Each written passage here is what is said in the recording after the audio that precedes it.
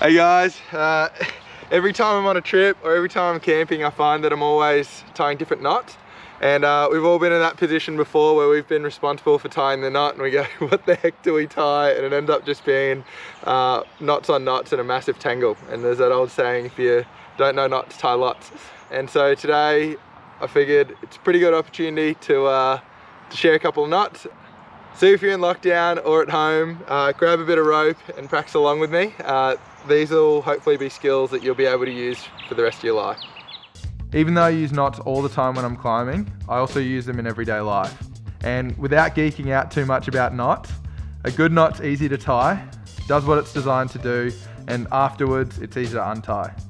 All of the knots I'm going to show you are at least 1,000 years old, so it's pretty awesome that we're still using them today.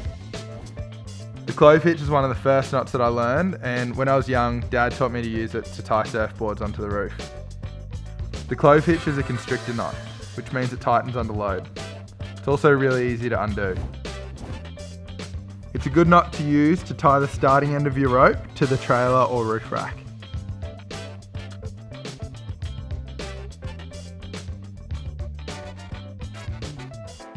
To make things extra secure, I like to finish off the clove hitch with a half hitch.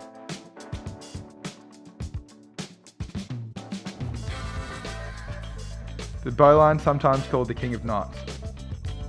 It's a great knot because even after it's been heavily loaded, it's still easy to untie.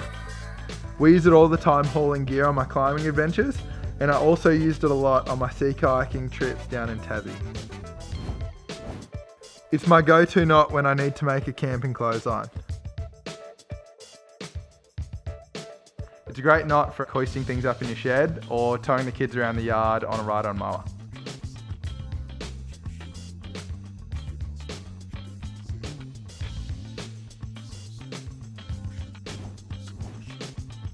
The double sheet bend's a great knot for joining two pieces of rope together, especially if they're different diameters. And we all know this happens all the time when you're out camping and you need the rope to just be a little bit longer.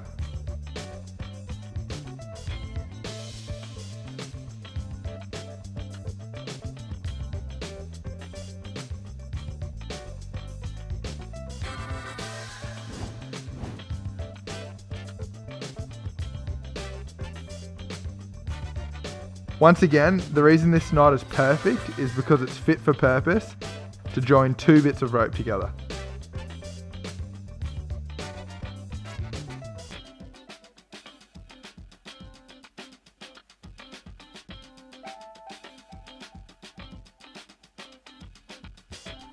You'll notice all of these knots look really simple, and that's because they are.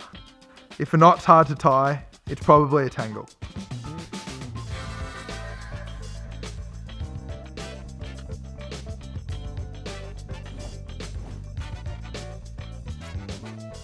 The trucker's hitch has been around for as long as people have needed to tie down heavy loads. If you can learn this knot, it's something you'll use for the rest of your life, tying down bikes, kayaks, or rubbish when you take it to the tip.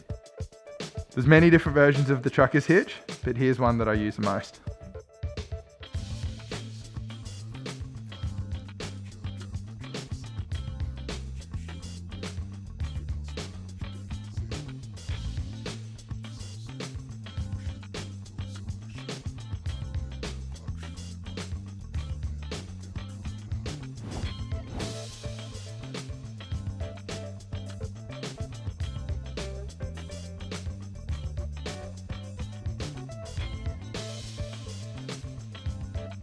The trucker's hitch is a special knot because it allows you to add extra tension to the load. You're essentially making a pulley system out of the rope alone.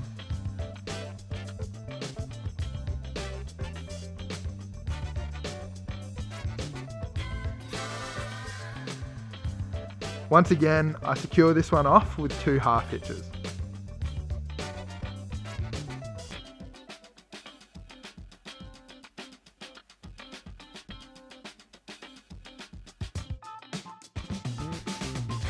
How'd you go with those? Let me know in the comments. Some of those knots take a little bit of practice to get used to, and once you master them, you'll be able to show your friends and family, and you'll have something useful next time you need to tie a knot. Last thing I wanted to show you guys today is how I store my ropes. So So basically putting a coil either side of your hand. And once there's a little bit of rope left over, wrapping it up a couple times up towards your hand and feeding a bight or a loop of rope in through that little gap at the top and pulling it back over itself. And that'll just cinch it off. And that keeps your ropes organized. It's an awesome way to store them. They won't fall apart when you're handling them. And they'll be ready to use when you need them. Hope you guys enjoyed that today. I'll see you next week.